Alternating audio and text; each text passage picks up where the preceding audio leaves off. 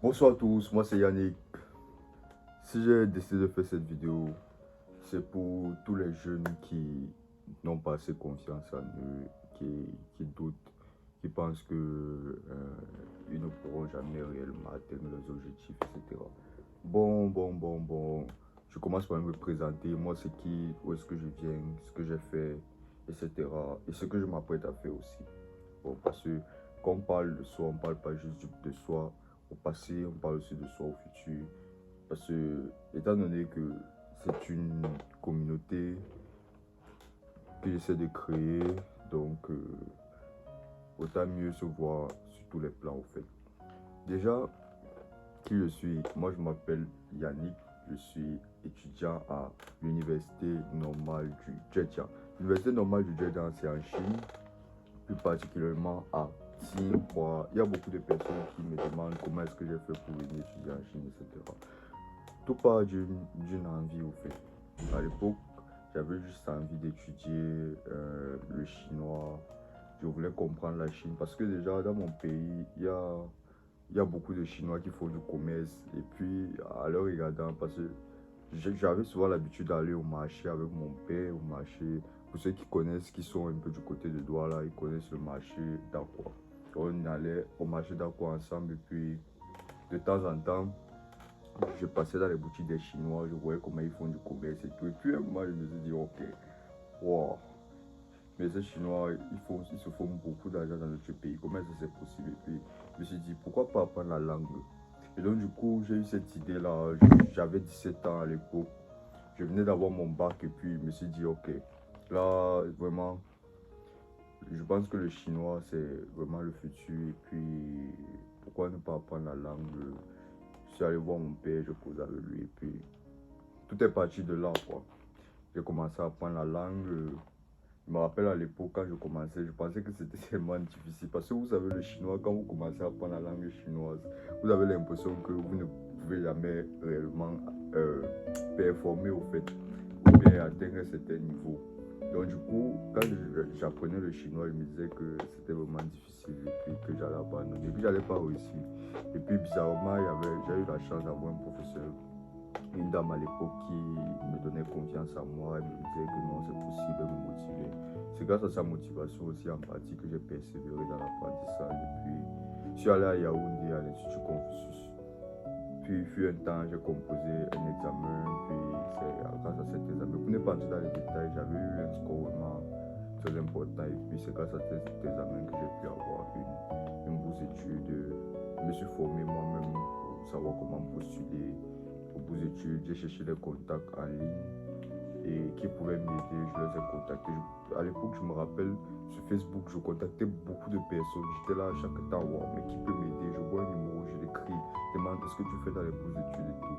Comment est-ce que ça se passe? Donc j'étais tellement curieux et puis je pense que c'est cette curiosité-là qui m'a vraiment mené à la réalisation de mon objectif. Parce que par la suite, il aurait fallu que je le fasse moi-même, que j'apprenne à postuler, que je postule aux bourses d'études. Je l'ai fait pour moi à l'époque. Je l'ai aussi fait pour certains amis qui voulaient aussi bénéficier de l'opportunité, venaient me voir. Et puis bon, quand j'avais la possibilité et tout, je postulais pour eux aussi. Et c'est comme ça que j'ai réussi à voyager et à faire voyager aussi les gens. De donner la chance de venir aussi en Chine pour continuer les études. En fait, ce que je veux sortir par là, c'est que quand vous êtes jeune, parce que moi, je ne vais pas dire que déjà, pour moi, cette expérience, c'était quelque chose d'incroyable.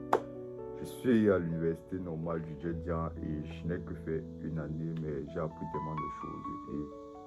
Et être en Chine, vraiment, ça m'a fait réaliser tellement de choses que je ne savais même pas que c'était possible d'apprendre. Et si vraiment je n'avais pas eu cette chance de venir là en Chine, de voyager, de faire ce voyage, je n'allais pas apprendre toutes ces choses. Et moi, si j'ai décidé de créer cette chaîne, c'est pour partager mon expérience, ce que je vis, etc., pour que tout le monde puisse voir au fait les réalités de la Chine, puisse connaître la Chine dans les profondeurs. Donc, au début, ça, c'est juste une vidéo de présentation. On va entrer dans les détails. Et ensuite, pour toutes les personnes qui vont aussi vouloir connaître la Chine sous l'angle du business, des études et tout, on va causer par rapport à ça. On va causer par rapport à ça. La chaîne sera remplie de vidéos abonnez-vous massivement. La chaîne vient d'être créée et moi je compte sur vous. Parce qu'on va grandir ensemble et puis les choses vont progresser ensemble. Donc comme je disais, pour revenir à ce que je disais, quand tu es jeune, tu vois, surtout quand tu es très jeune, c'est-à-dire aux environs de 10, parce que moi j'ai 20 ans, quand tu as mon âge, bon, celle-ci peut considérer jeune de mon âge. Quand tu es très jeune, quand tu es dans les 17, 18, 19, 20, 21 ans, tu dois avoir une vision claire de ce que tu veux. Qu'est-ce que tu veux réellement? Tu vois, beaucoup de personnes veulent accomplir des choses, mais déjà, ils n'ont pas la vision, ils ne savent pas ce qu'ils veulent. Ils se disent juste que, ok, j'ai envie d'avoir de l'argent. Mais ça, c'est juste un souhait. Quel est le plan que tu mènes pour avoir de l'argent? C'est ça. Donc, tu dois savoir ce que tu veux, ce que tu vises, où est-ce que tu veux partir. Donc, c'est un peu ça. Donc, ça, c'est un point. Et notamment, l'une des choses qui te marque le plus aussi, c'est que une fois que tu sais ce que tu veux au fait, et que tu as confiance à ce que tu peux réellement atteindre, ce que tu es capable de faire, tu as confiance au plan que tu te donnes, je crois que tu ne peux qu'être motivé. Je vois beaucoup de personnes, c'est la remarque que j'ai fait, et les personnes que je constate qui ne se démarquent pas réellement, ou bien au pays, qui n'arrivent pas vraiment à sortir de la mer, si on peut dire comme ça. Ce sont des gens qui ils veulent les choses, tu vois.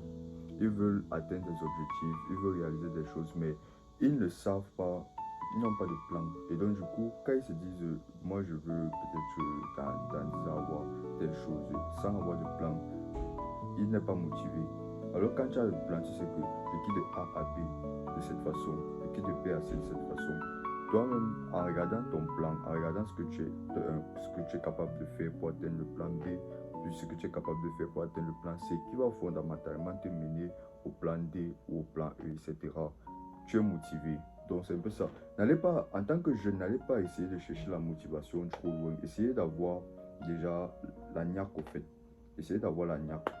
Et soyez à fond. Fixez-vous des objectifs. Fixez-vous des objectifs.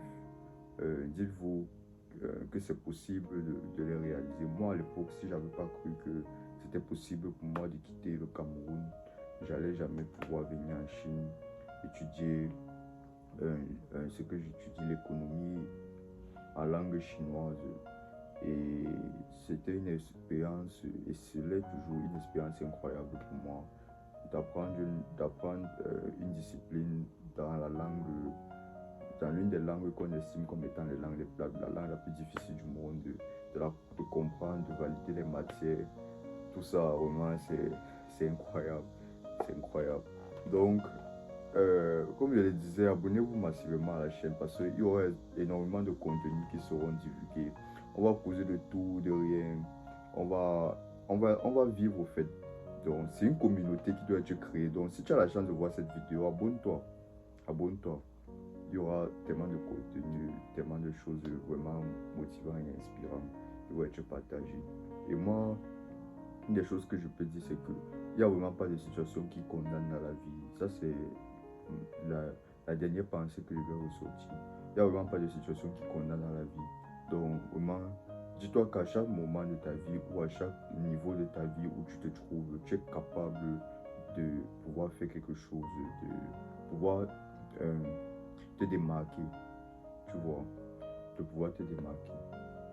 Donc, comme j'ai dit au début, moi, si j'ai décidé de faire la vidéo, c'était pour parler de mon passé et tout, et de ce que je peux voir faire. Bon, actuellement, moi, je dis que je vous ai dit ce que je fais actuellement. Je suis étudiant à l'université normale du Djedjan, mais moi, je vise devenir entrepreneur. Donc, je vise devenir entrepreneur. Avec l'évolution de la chaîne, on verra vraiment si j'ai réalisé mon objectif, mais je pense que l'entrepreneuriat, c'est pas quelque chose qui s'apprend à l'école, au fait. Et c'est vrai parce que mon expérience en Chine, moi je prends plus ça un peu comme une manière d'apprendre la culture chinoise. Parce que les Chinois, ce sont les grands businessmen. Et c'est, comme je vous ai dit au début, c'est l'une des raisons qui m'a motivé à venir en Chine. Eux, ce sont les grands hommes d'affaires. Donc, comprendre le mécanisme de pensée, comment est-ce qu'ils ils voient le monde. C'est vraiment quelque chose de vraiment impactant.